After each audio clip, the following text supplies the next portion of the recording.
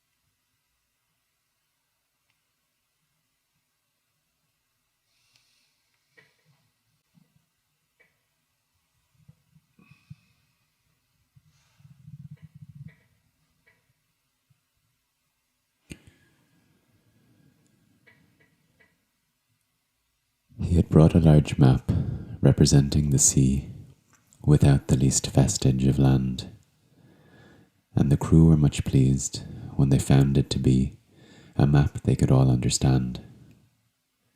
What's the good of Mercators, North Poles and Equators, tropic zones and meridian lines? So the bellman would cry, and the crew would reply, they are merely conventional signs.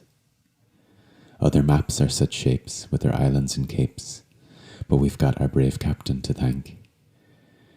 So the crew would protest that he's brought us the best, a perfect and absolute blank.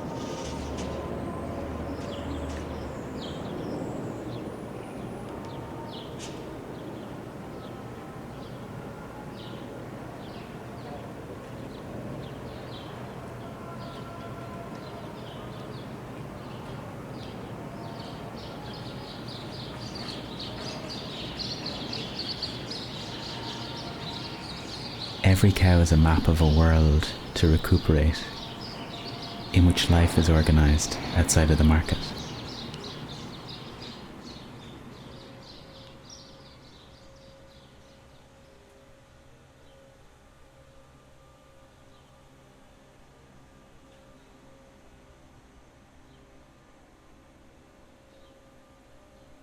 We actually made a map of the country on the scale of a mile to the mile. Have you used it much? I inquired. It has never been spread out yet, said Mynheer. The farmers objected. They said it would cover the whole country and shut out the sunlight. So we now use the country itself as its own map, and I assure you it does nearly as well.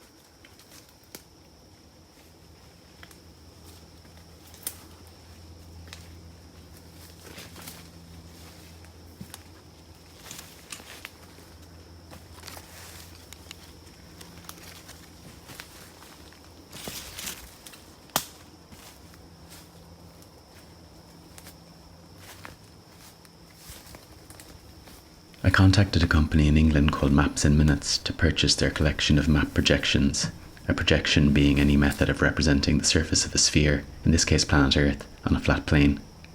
The company is run by Bob and Sue Harrington. I spoke to Sue on the phone and she would shout questions to Bob from time to time, presumably on the computer. She told me that the goal orthographic projection, an equal area projection, meaning all areas have the correct sizes relative to each other, which she described as looking like clothes left out to dry too long, is preferred by charities. She assumed I was Asian because I wanted some options with Asia at the centre. The Mercator was the preferred map projection for nautical purposes because of its ability to represent lines of constant true direction while being rectangular and easy to fold, but also inflates the sizes of regions, richer countries by and large, as they gain distance from the equator. Africa is 14 times the size of Greenland. My wanting to know all the ways they'd seen the world projected onto a flat plane and the countries that always ended up in the centre intrigued them. They are not often asked about the political or social implications of their beautiful vector files.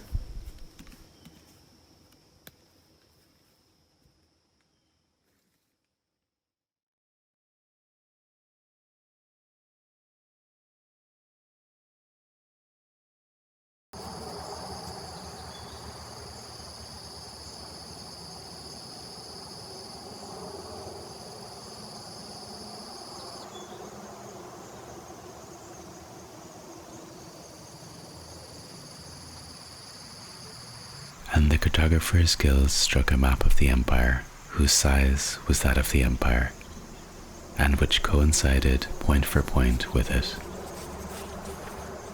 The following generations, who were not so fond of the study of cartography as their forebears had been, saw that that vast map was useless. And not without some pitilessness was it that they delivered it up to the inclemencies of sun and winters. In the deserts of the West, still today, there are tattered ruins of that map, inhabited by animals and beggars.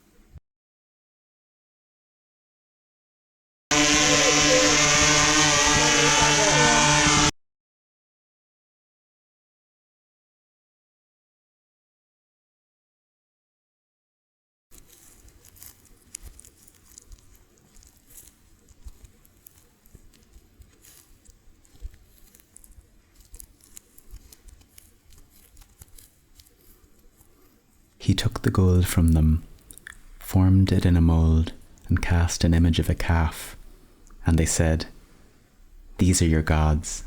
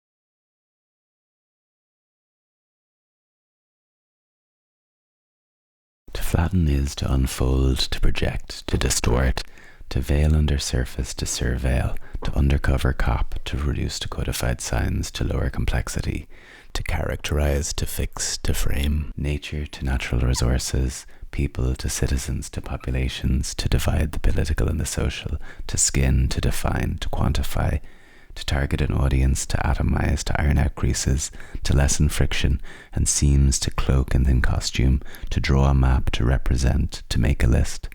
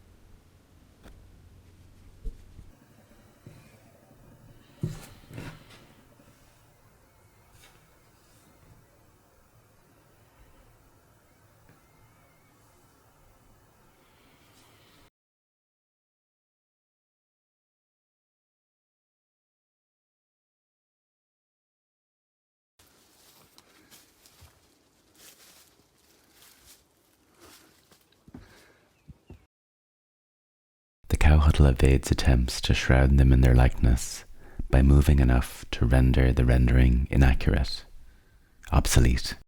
"You'll never black box our rich social life," they said. "Don't be a spy. We don't like eye contact." "Protection, Your Honor!"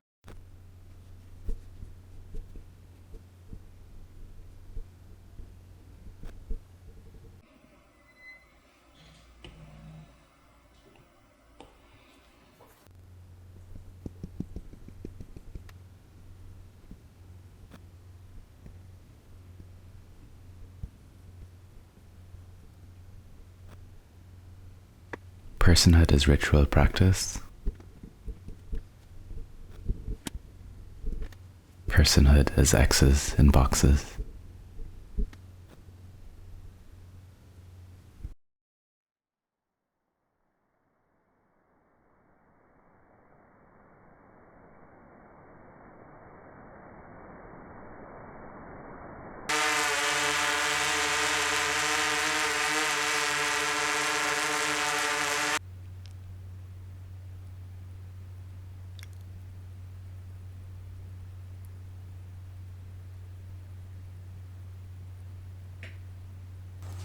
personhood crystallizes through others, the way I vicariously consume their gestures and inflections, their auras.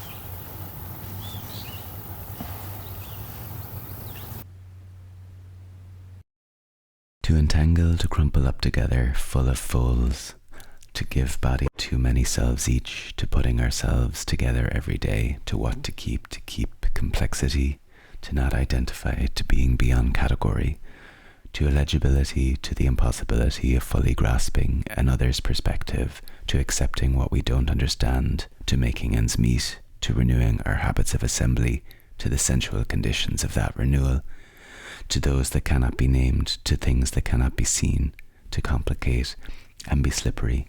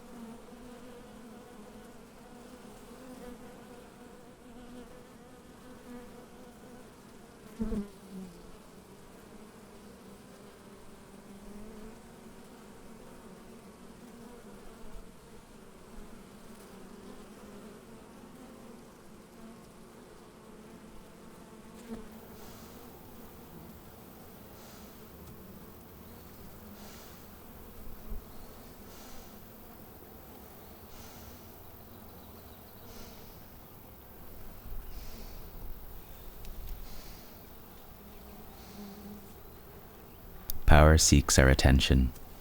We have to refuse their extraction of it. For all who crave either consultation or confrontation, for all who only feel alive when they're face to face with the man who represents the drive, remember that the drones who work for the man who works for the drive will absolutely come to claim our eye when we do what we do and selflessly practice what we preach to us for us.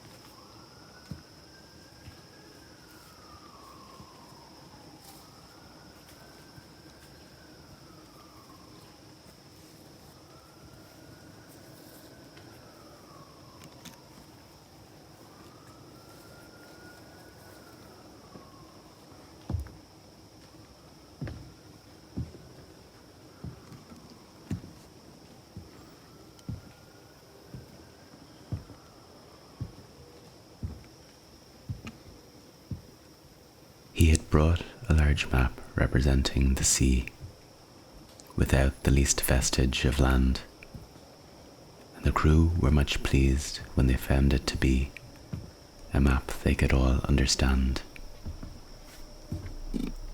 What's the good of Mercators, North Poles and Equators, tropics, zones and meridian lines? So the bellman would cry, and the crew would reply, they are merely conventional signs. Other maps are such shapes, with their islands and capes, but we've got our brave captain to thank. So the crew would protest that he's brought us the best, a perfect and absolute blank.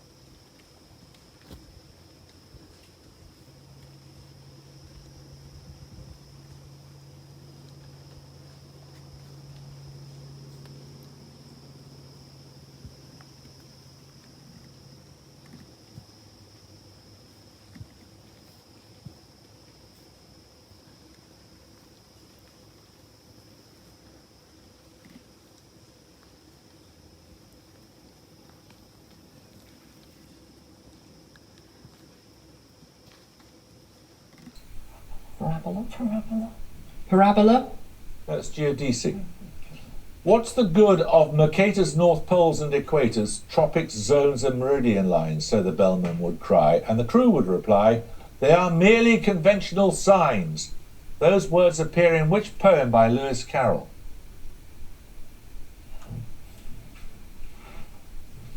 No. Oh, it's not the Owl and the Pussycat, was that it? No, that wasn't no, it's not that. Is it Walrus and the Carpenter? Come on. No. The Walrus and the Carpenter. No, it's The Hunting of the Snark. 10 points for this.